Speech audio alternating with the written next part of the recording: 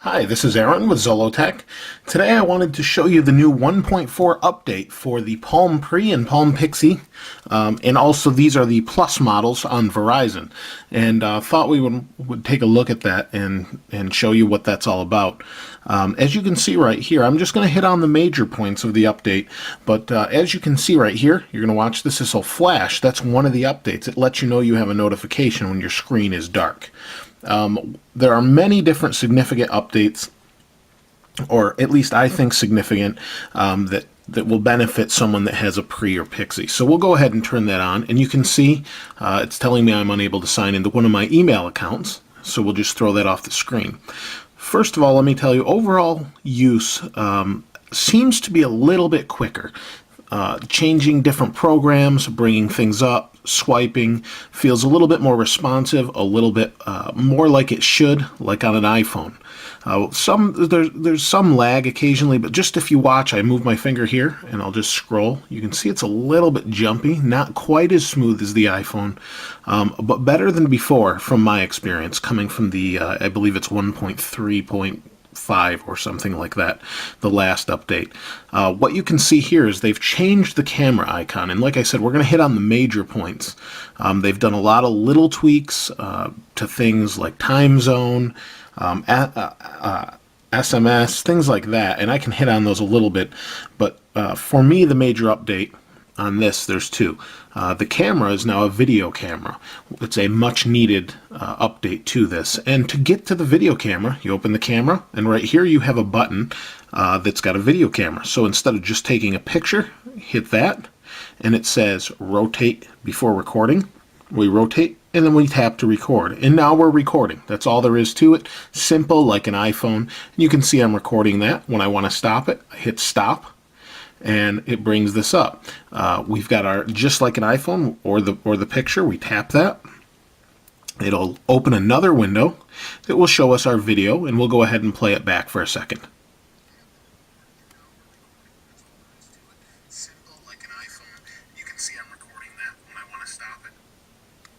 So you can see, very simple, very nice, and just like WebOS, everything else, we throw that off the screen and it's closed. One of the other things just I noticed is here this used to say EV for EVDO. They've changed that to 3G.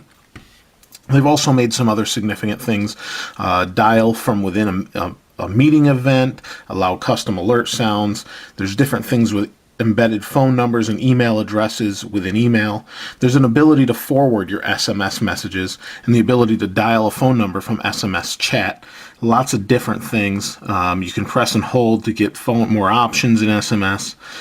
There's an easier interface for the app launcher that they say. I'm not really sure specifically what they're talking about, but the big update for this is the support of Flash. It's not yet on the App Store. Supposedly it's going to be in beta. I looked at Adobe's site. It's not on here. When you go to a Flash website, it doesn't work yet. But it isn't. It's going to be available in beta. I've signed up. It's not available yet, which that's a huge update for any smartphone to be able to play Flash games and things. Now, as far as the Pixie goes, the Pixie also gets video recording. And we'll go ahead, and I do seem to notice improved battery life. This has not been plugged in for a few hours, and it's still near 100%, 96%, which is very different when it's trying to grab all the data. So again, in here we also have video recording. A changed icon here.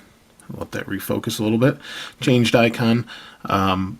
And there we go. You can see it's a little bit choppier. The quality of this camera is not as good as the Pre's.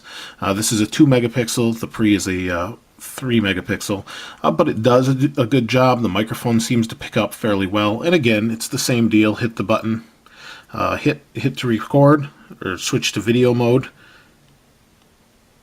There we go, and we record. Same thing, works just as well, and you can actually send these off to different social services such as YouTube and Flickr and that sort of thing. They've integrated some of that a little bit better, and what they've done is videos move down to the bottom by itself, and that's where your videos go that you've recorded within the phone. So if you open this up, you've got a video roll.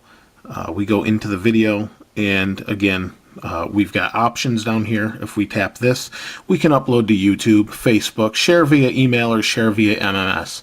So they've included pretty much everything you'd get on an iPhone or Android. Obviously, there's more things you can do with different products. But overall, I think it's a pretty good update. Very good as far as battery life for me anyway, in my experience. Email seems a little bit quicker. But overall, the video recording is huge and the flash support is huge. We'll have to wait for that to come out. If you have any questions that I haven't answered or that you'd like to see, please feel free to ask and I'll try and record those for you. This is Aaron with Zollotech. We'll see you next time.